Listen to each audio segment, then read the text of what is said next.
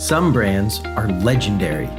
In every category, someone sets the standard, and some companies create raving fans.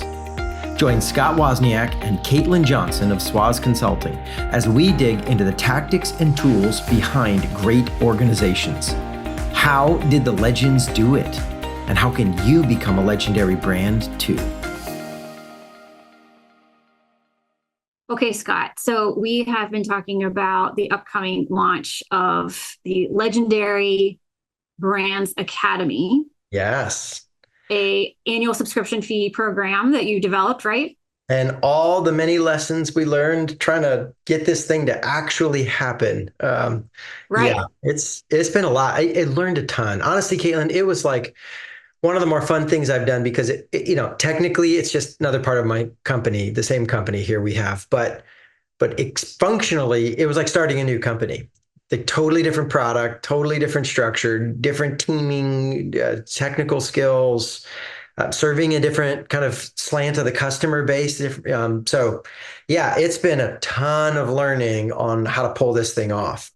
And I have a quote that I kind of hate, even though I say it, is that every great idea eventually degenerates into hard work. Oh, So, yes. boy, we had a cool idea when the customers talked to us, and a lot of hard work later, we have a functioning program. And so, man, Right. it's been a lot of growth, at least for me. Yeah. Well, and it's a journey. It's a journey of the process that you talk about with all of the gears of creating epic customer experiences. Mhm. And I mean, you didn't come up with this idea willy-nilly. You had people talking to you about it. You started to gather customer insights. You saw the trends, that it wasn't just more than one person asking Yep, for yep. this, right? And then you worked together with the team to provide a product that you then got more customer insights on, that it Yeah. needed to maybe be more elevated of an experience. That's very So polite, then, Caitlin. That's a very yes. polite summary of how to write. Yeah, yeah. So Yes, then, we right? needed to elevate just a little. Uh-huh. Just elevate it and create some memorable experiences throughout those personal Mhm. touches. And so you're applying another gear of the engine into your own product that you're developing. And then the biggest gear, the one we haven't talked about yet, operational excellence. Yes, yes, because you got to actually do this thing and pull it off, and the working rhythms. We learned a ton, and so then we had to pull, gosh, like almost all the levers of operational excellence to get this thing actually done and out into the world in a way that's got value. It wasn't, oh, we just do this one little thing and now it works. It's just like next one, next one, next one. We had to keep cranking down on the levers to make sure it actually kept moving. Mm-hmm. Okay, so levers. Of course, you got me curious. Now I know what they are, but maybe the listeners here, That's haven't fair. had Good it. catch. Good They catch. may not have listened to a previous podcast that we've done Right, or right. read your amazing book. So talk to me about the levers of operational excellence. What's first? So, okay, so the first lever, the biggest one of them all, we talk about is hire with excellence. I mean, if you want, so operational excellence, right? We get these fundamentals, we do them consistently, we show up well. You get that part's pretty obvious. The mistake I made in the early years is I tried to get there with motivational speeches, right? Like we're gonna rally the troops. Hey, I'm a good motivational speaker. This is gonna be great. Mm-hmm. Like, you get to whip the Mm-hmm. troops into a frenzy, and then they get tired and go back to the engine. Like it doesn't work. It just doesn't work. So what does work, what's like a permanent shift change in the level is getting the right people in the right space and really put the right team on it. And so I would say we actually, I started with a couple of good folks because I've got great folks on the team, and we actually built the team as we went. As we solved a problem, many times the way we solved a problem was by bringing a person in to fix it Mm-hmm. than me just kind of muscle it out. I'll figure it out. I mean, bluntly, I'm a pretty smart guy. I like learning. There were multiple times when I even took a first step. I was like, I'll see if I can figure it out. And yeah, so no, get people. And here's what I would say. Like, let's get tactical. If you're putting a team together or hiring folks, if they're not teaching you when you start talking about the project and the role and bringing you ideas or methods or warnings for these things that you didn't know yourself, then you didn't really get the right person on the team yet. Mm. This can't all. Now, maybe there's someone new and they're learning on the job. I'm not opposed to some of that, but if you know more about the work than everyone else on the people, you didn't really hire a team with excellence. And so I would like kudos to my team that put this together. They brought stuff I did not. I mean, we had we had someone whose cinematography is their college major that worked on our stuff, like helping put our videos together. That's impressive. First version was me. Just say did not have a cinematography degree. But hey, What? No I cool animations? No neat I like could transitions? watch YouTube. I figured it out. Yeah. Yeah. So like we got pros to really lead each part of the deal. Like our project manager is someone who's like, well, hey, we should check this way. And like, oh, I wouldn't have thought of that piece. And so yeah, that is a huge part of the game is get the right people, hire with that. Listen, if you have to pick this or all the other stuff we're going to talk about, I'd pick this. The quality of the people matters more than Hmm. everything else. Now, what I really want is great people and great systems around them. But man, if you get great people and you don't give them a system, they'll make one up. So That's a good point. thankfully, I started ahead of the game because I get to work with rock stars like you. And so, like, Mm. I already got quality people pre-selected. We just had to Yeah. put them on the project. So that helped a ton. And so that would be probably the first critical lever we talk about. But yeah, actually, the next one really I already started talking about is sometimes like who leads it, who owns it. And so maybe you have great people, but if everybody owns it, uh, Hmm. nobody owns it. It Yeah. So lever one is hire with excellence. And mhm. level two is put a leader on it. It's kind Yes. of like, what is it? So there's something about a phrase about feeding a dog, but if you Oh, don't say, oh, it's what is, it's horrible. The best way to starve a dog is to assign 5 people to feed it. yeah, I mean, listen, yes. I love dogs. This is a terrible phrase, but it works. It works. Dang it. I don't know. Maybe it's That's, just your family. Maybe it's just my family, right? Like yeah. it was just a couple weeks ago. My wife brought out laundry. I remember this. She put a load of laundry in the living room and said, "Hey, will somebody take this upstairs?" I Nothing don't think happened. anyone volunteered. Yeah. No volunteers on that one. We realized none of our kids are named somebody. So somebody never showed up and somebody never took it upstairs. And this happens Opportunity missed. all the time. Hey, we should all look at that and think about it. And if we should all do something, it's not now. There's an asterisk I would put on that one. There's one leader who's the worst leader to put on it, and that is the top leader. So I was the worst. There were multiple times in this project we got held up or slowed down because I was saying, no, no, no, I've got that. I've got that. Now, in this case, it was not cinematography. It was stuff that I'm actually really good at. Mhm. Might even be some of the most advanced at because some of the content is stuff like that. That's my story. I'm the one who was with the client where that tool was built. Nobody knows Right. that tool better than me. I wrote the original version of the tool. And we Hmm. can't wait for me. Like there's a really cool spreadsheet, and we were setting it up, and like we need to take this and turn it into a video so they know how to use our cool spreadsheet when they do their calculations. Right. And I was slowing everything down because, well, I had like 12 other priorities. I was going to say, yeah, at that point, you're working in the business, Yeah, right? I'm all day with a client, right? You and I are in sessions talking about learning strategies with people. Correct. And I can't be doing both of those things. And but I know it the best. I wrote the tool. So literally, I had to assign it to somebody who has used the tool before. They knew it. They weren't quite as experienced as I was, but they were going to do a much better job on it because I became the bottleneck. And so put a leader on it. And if you're the top leader, not you. Not you. Put Right. put another Yep. leader on it. Like get it off of now you can pick a few things you can do. There was some stuff that's like these videos, these stories, they have to be me telling them. There was a few of them. There's a handful that's like, listen, that literally is your story, Scott. Like I mean, Caitlin, you could tell my story, but like, well, let me tell you about a time Scott did this thing. It's not the same, It's right? not the same. Yeah. You've So got to I have the source. can't Hmm. outsource that one. But like the Hmm. worksheet, the cool tool, we don't have to be the one to talk about it just because I'm like, no, no, then I don't have to explain to anyone. So put a leader on it sometimes means make it like who owns it if nobody owns it. Like, but sometimes it's put another leader on it. Don't let the CEO or the expert be the only one who takes all that cool stuff just because she can. Hmm. Right. But to get it done, we're talking about operational excellence, actually delivering, being consistent with the product, all of that. So we've got hire with excellence, Yeah. put a leader on it, and lever three, define it. So Excellence is probably one of the most dangerous words in business. Similar with quality and service and hospitality, and it's because we all love that word. Mm.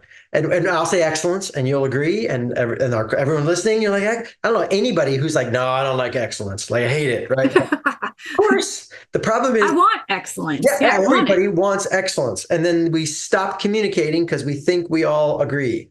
But what do you actually mean by excellence? What does actually good look like?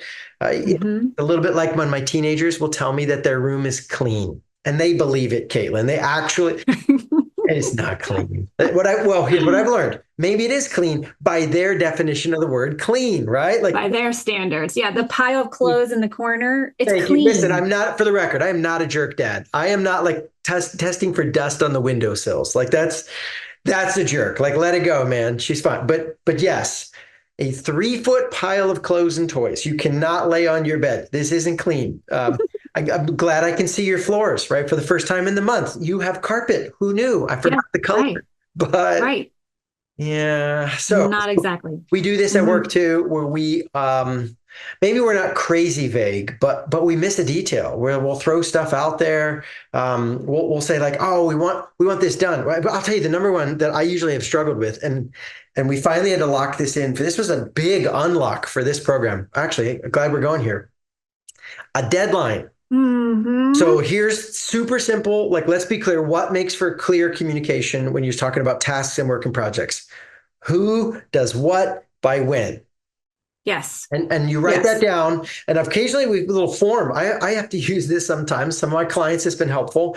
It's like a little sheet and it's got 3 columns: who, what, and when. And what Hmm. often happens is, Caitlin, I'll get done with what I'll think is a brilliant strategy discussion and this cool project plan. And it's completely empty, the when column. Like, when are we going to do all this stuff? We've got to hold ourselves accountable and hold others accountable. What's the deadline? And it changes what you'll even do based on the deadline, right? Hmm. Hey, you're going to write that book, right? Yes. Well, by when, right? If it's like by midnight tonight, you'll have the book. Well, hang on, hang on. I can have a Yeah. chapter done by midnight tonight, but I can't promise a whole book if I'm not starting on it. Whereas Hmm. we say, hey, well, and it's also like, what's your schedule? If we have 5 years to write your book, then yeah, pick away at it. If you're like, heck, no, actually, I've never asked you this. What is your, because by the way, if you're not, haven't caught on, Caitlin's writing a Yeah, book on gamification. I Listen to the am. earlier episode where you get some of the cool ideas. It's going to be awesome. Can't wait to read the whole thing. But what's your deadline, Caitlin? I'm putting you on the spot. You're live now. Yeah.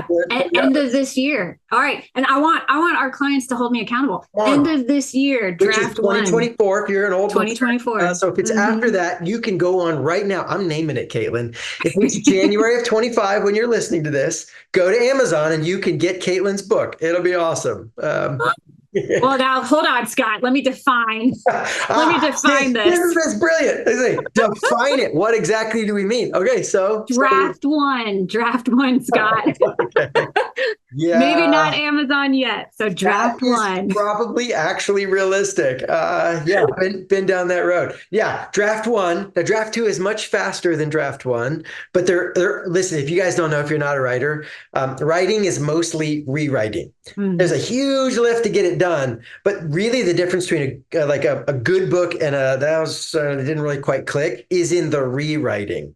And so, yes. Okay. So draft one is Draft done one. December Thank you. 31st, Yes. 2024. So you have a Yes. timeline for what you're thinking for published? When is it on Yeah, Amazon? that's what I'm still trying to figure out, and I think that's where I need to get more customer insights and understand my own operational excellence and how I want to put this book out there, right? And there's so many learnings I Yeah, experienced as I'm yeah. trying to figure out how to meet my customers' needs with how I'm talking about all of my 10 years of experience building I get it. And the games. beautiful thing about this is there's no external deadline that's forcing you to have to do Yeah. this. You get to make it fit your life, make it fit your learning. I mean, part of this one, it took me 5.5 years from first page of rough draft to like actually on Amazon and rocket and roll. Hmm. And part of that was because we had a big set of ahas in one little niche. That caused me to rewrite one section of it, which then blew up the way I organized the other parts of it. That's exactly right. Yeah, So, it's a complete so the journey. beauty is there's no deadline, so I get to learn and make it fit my life instead of wreck my life for this project. That's exactly right. But there's a downside to that. Can I tell you? Oh my gosh, yes, go for it. It took 5.5 years because I had no deadline. Now See? it would have taken longer, but what I actually did, I did it to myself again with this Legendary Brands Academy. At some point, I get far enough down the road, and then I was like, I'm just going to keep picking at this unless I Mhm. make a deadline. Now, and then I've learned this all the years. If I define it, who does what by when, who does what, and I would like leave when is like, someday's going to be So, great. just like somebody is The going to do gap the between laundry. book 3 and 4 for me was 8 years. Oh, I mean, it's so sorry, no, 2 and 3 was 8 years. 3 and 4 was mhm. 5.5 years. I mean, it was another 8 years from 1 to 2. Slow process, but it was 8 years, 8 years, 5.5 years. Five. And so I cranked it up a little bit. Still not very fast, but I'm like, whoo, I'm just Yeah, pounding books here. Five and a half. right. Right? Well, okay, so you're noticing your own trends So with some of this, that right? was light So, and yeah, it was very much on the side of those. There, I didn't set any deadlines for the first 3 books. I'll get them done when I get them done. yeah. And so customers were driving it. But this one, the online course, I had we talked about it in the fall. We did some stuff. And when I got to early this year, so this is, we're recording this in May of 24. Hmm. Probably about 5 months ago, 4 months ago, January, Hmm. February time. It was like, okay, I feel myself doing it again where because I always have more ideas. So Caitlin, I was like, well, we Always. should add this and we should Yeah. add this and we should make this. Oh, yeah. And he started realizing like, I'm never going to run out of improvement ideas. And this Hmm. program and deadline is just going to keep sliding. So I didn't just make a deadline. This is like nuclear option here. I had somebody reach out to me and said, we're really interested in this program. Like some of our raving friends that we talked about it. Like, when are you going to do this? I said, we're actually working on it. And they said, Hmm. we really want to get a group in. I said, we'd even be your beta group. And so, you know what we said to them? What's that? Guess what? We had 2 or 3 conversations. It'd be a great beta group. It's perfect, the kind of target market for us. It's excited. Said our first week of May, it's launched. Sign up. Like put an event on the calendar. Oh, Gave them you made it. You gave made them a it spot to legit. pay, Caitlin. Like Yeah. collect their money. Hmm. So You put a hard deadline on that dang it. one. If we didn't work till the last stinking second, like the morning up, maybe I shouldn't be saying this part out loud. The morning up, we were reworking the website because we like found a little way, like, oh, that's unclear. We need to rewrite the whole section. So like that Deliver to we call deliver. to deliver on time. And Hmm. I will tell you, it forced good work, great conversations. I don't want to do that always. I don't know that it's healthy to constantly be grinding your team. If you want to play the long game, Hmm. I don't think you should. Caitlin, you're smart and hardworking. I bet you could say, I got 6 weeks to finish the first draft, and you'd go. It would just wreck your life. Oh, And then you could for say, I'm sure. doing it again. I got 6 weeks to write the second draft. You could physically pull it off, but it wouldn't be good for you. Mm-mm. But there's also, I think, it's one of those like, it's not either or, it's a little bit of both. I think every now and then you set a deadline. Well, I bet you've experienced this with the Ironmans you've done. By the Yeah. way, for those of you who don't know, if you've not already been intimidated, you need to be right about now. Caitlin, how many Ironmans have you done? What's your setup here? Two. I've done two. Yeah. Yeah, I that's two enjoy more that than me, challenge. just so you Yeah. know, for the record. Yes, I got Yeah. tired of watching Iron Man. But like training for an Iron Man, if there wasn't a race date, That's then right. I bet you ease off on some of these days. And when you get time to, like, it's the last month of race time, it cranks the intensity and the commitment up. So I have Hmm. done some smaller things like Tough Mudder and Spartan Race. I love the ridiculous stuff. Shock me with electricity and I'll jump off Oh a gosh, no. ramp into a pond. It'll be great. I'd rather do that than run as long as you run, but which says something about our psychology. Anyway, point being, I did them because they forced me to exercise. So I'm guessing it's the same for you. It pushes me to go to the next level because I have a deadline I got to be ready for.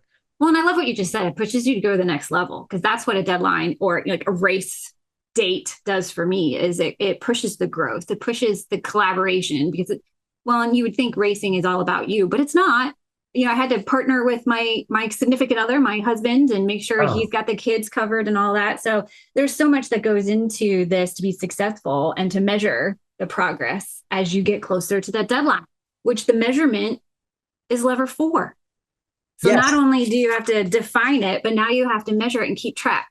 And you can't measure if you don't have clear definition, right? Mm-hmm. Just, I'm going to work hard.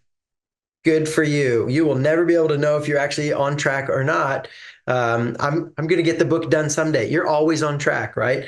Always. When you say, "Hey, I've got 8 months to finish first draft," it gets pretty measured. You could chunk that out and say, Mm-hmm. how many chapters are in my outline? How many do I need to do each time? And you can measure, like, you know what? I need a chapter every 7 weeks. How am I doing? Hey, I'm ahead of schedule. Hey, I'm not ahead Mm-hmm. of schedule. But like the measurement gets really clear. I will say for the writing world, one of the ways people often measure it is either chapters or words per day. Mm-hmm. And so there's all these programs that really help you figure that out. And I don't, have we talked about Scrivener yet? This is a writer to Oh, writer. I have heard of it, but you and I haven't geeked out about it. It is next level. For the record, you do not need Scrivener to write your book.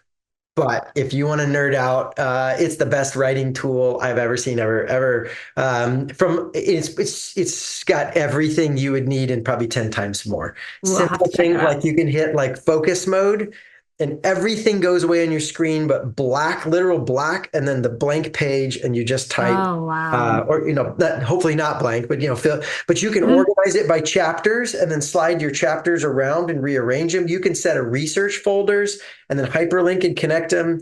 PhDs, there's a PhD version. They've done it both like dissertation writers, but you can click the novel mode, and then you're in this Oh, whole other zone. my. And so it's Listen. it's like the writer's nerd box, cool stuff.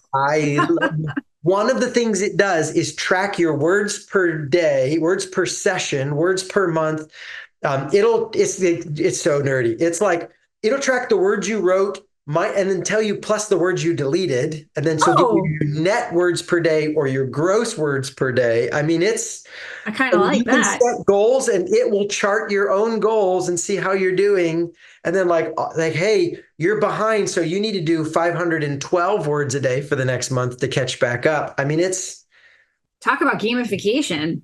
you would love it. Oh, wow. Now it cost last when I bought my version maybe 12 or 13 years ago, and I Mhm. think it was like $30, $40. So Oh, it that's might be reasonable. 50 or $60 now, but it's not Yeah. crazy. But hey, if you're a struggling artist, you don't need it. Word is just fine, right? It's Yeah. Just, Google Docs yes. works. Use your simple tools. But if you're the kind of person who likes measurement and That's tracking, exactly right. Because that tool then helps you. You have to have some way to be able to see the progress because that either tells you you're on track or not. But then I feel like it also motivates you to keep going, right? Because with anything that you're creating, a project in this sense, you have a deadline. Everything in life is going to try to pull you off that deadline. It's oh just the yeah. function of living, right? And so to intrinsically motivate you to keep focusing on building that product or that service to meet your customer needs, because it goes back to customer insights. You heard this was a need and a demand. So to actually deliver upon it, you've put a team on it and you've defined it. You're starting to keep score by measuring it. And then maybe we'll end with the sharing the score. Just because I've seen a lot of leaders who score, keep, and then they just like put it in their pockets. Now, if it's solo, it's your own book, great, maybe you. But Yeah. even then, there's huge value in putting it out there. So finding a partner, accountability partner, or just someone who Mm-hmm. cares. Like you're going to Yeah. tell your husband, or you got a friend who's another writer consultant, and you and her are going to swap ideas and like, hey, how's your book doing? How's your book doing? And like the sharing. But I would say if you're a leader, oh man, nothing is more motivating and powerful to a team than putting a shared score in front of them. Humans Absolutely. love scorekeeping. We make Mm-hmm. a game and an adventure and motivate out of it. And like gamification, right? Like at the Mm-hmm. heart of gamification is scorekeeping. We want to measure how we're doing and see if we can get better scores. Now, some motivations. Why don't you riff on this? Because I was about to steal from your stuff on like, people want to compare versus go to their own versus that way. The game player types. Yes, there's different types of how they use the score, but we all use it. So riff on Yeah. that for a minute. Sure. So we all play games differently. And so when we want to intrinsically motivate ourselves and play and have fun in life and even executing on a project, like I love the idea of the Scrivener because of the scorekeeping of collection of words. Because Mm. one of the player types is an achiever. You want to achieve the thing. So if I set myself out a goal and then this tool helps me track it, that I know I'm on track, or do I need to keep working on it? So the achiever. Then there's a socializer. So you're talking about accountability partners or even partnering with a team, achieving the goal and the deadline together with others. There's explorers. Explorers are going to want to understand all the different elements. They know how to win, but there's also, and this might be where you were talking about, like, I can always find another idea on, what else I can do for the book. And that is amazing. You need those people on your team because there's always new ideas on how to innovate. And they're going to look at your current strategy to see like, oh, could there have been a better way to do it? Can we try it this way? Right. And then they need to partner with the achievers to say like, okay, enough's enough. We need to get to the deadline. Yeah. And then the fourth player type is a dominator, where they're just going to put head down and whether you're going with me or not, I'm going to get to that deadline. And maybe I need to knock you down on the way because you're holding me back. Yeah, The pros, cons. I can be that way. I'm trying to be the mature version of it, right? But I am motivated by other people's. This is what I think is the mature version. It's very competitive, but the immature version of me back in the day would be like, I just want to knock you down, and as long as you're worse than me, I'm good. The good version of that is when you excel, it inspires me to excel. It's like, oh, you went to the next level. Well, dang it, I want to go to the next level now too.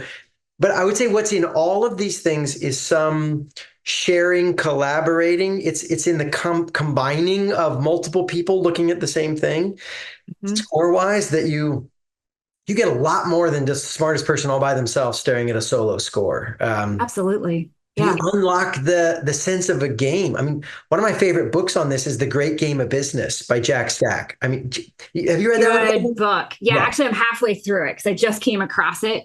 And So yeah. good. Oh, it's golden, right? Mhm. They legitimately had their entire company. It's a industrial machine repair. Like this is not sexy electronics, right? Like these are old school, like cranking out bent bolts and rethreading things. And I mean, fundamentals of the equipment of society.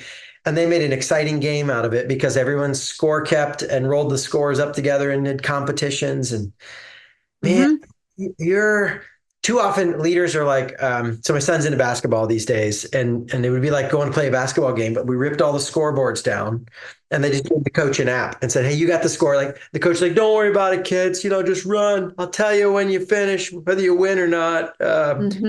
It's not the same game. In That's not fact, I fun. think a lot of Yeah. people, they don't just do that for the game. They do that for like a whole season of games. They're like, I'll tell you at the end of the season if you guys have been winning. Like, you're not going to get the same level of play, motivation, or interest if you are the only one. So share your score, which and this kind of stacks, right? Like you can see how we got people and they got team and you got to create clarity and then you got to measure that progress and then you have the chance to share a score and it gets really powerful to see all this stuff kick in. And then, I will say this: I was telling my wife this. Rachel, Rach, who she also works in the company Yeah. with us. She was Right. on, and I said, honestly, I am more excited about the project team that came out of this than the actual thing we built. And the thing we built is dadgum cool, and our customers are getting pretty excited about it. But like we have to do more because it's an annual subscription, so we're not done, right? We version 1 is good enough that everyone's excited, but by the end of this year, I've already got a second course in the works, and we're going to drop more content, and we got a monthly drops of new tools. It's going to be fun. So that team is not done. And I was like, oh man, the way this team came together when we put the goal in front of them and tracked how we doing and put the piece on there and everybody played their roles and took off. And man, that team came together, and especially in the last couple of weeks as we hit the edge of the deadline, and it was rocking. And I was like, oh man, with a team like this, we are going to end up with a really special program, not Mm-hmm. just now, but like what we're going to keep building. And in large part, I think it's because we did all these things. And then when you stack them all together, when all of those are clear, a team will produce, man. They'll rise to the occasion for sure. Mm-hmm. Scott, real quick, tell everybody where they can find this Yes, I program. probably should have said that earlier. Thank you, Caitlin. Yeah, so if you do actually want to check out the program, it's legendarybrandsacademy.com, www.legendarybrandsacademy.com. That's like the homepage where you can see kind of basic information, log in, check out all the options. Yeah, it's a super cool deal. And I should probably say this. We're so confident of it. We're offering a 30-day money back guarantee. Any reason, any whatsoever, go in, have fun. And if by the end of 30 days you're like, it's not for me, just tell us. We'll give you every penny back, no problem. So That's amazing. we haven't had Yeah. anyone take us up on that yet, Caitlin. They all just so far have all stayed in, but it's available. If it's not the right fit, we don't want it to be. You waste your time and money on it. And Yeah. if it is for you, if this is the kind of stuff you want to build, if you like this podcast, man, you might actually like the tools we got in there. Could be a lot of fun. Mm-hmm. Yeah. You practice what you preach, Scott. I mean, everything about building and executing on this academy is everything that you talk about and teach. Thanks. Honestly, sometimes I wish I could get away with the sloppy option, but that's one of the odd benefits of taking a stand on something is then you hold your own self accountable. So yeah, here's Mm-hmm. what I would say. The moments I didn't want to are the moments I was tired in the middle. And maybe we can end with this. But guys, it's worth it. The Mm-hmm. satisfaction that you get from truly doing excellent work, excellence is deeply satisfying. And so maybe you're like, I don't want to bother with all that. I was. Man, am I glad I did. Thanks for spending some time with us on your journey to legendary. If you enjoyed this episode and want more content like this, you may want to sign up for our newsletter. You can do that and learn about all the ways we are helping leaders build legendary brands at swazconsulting.com.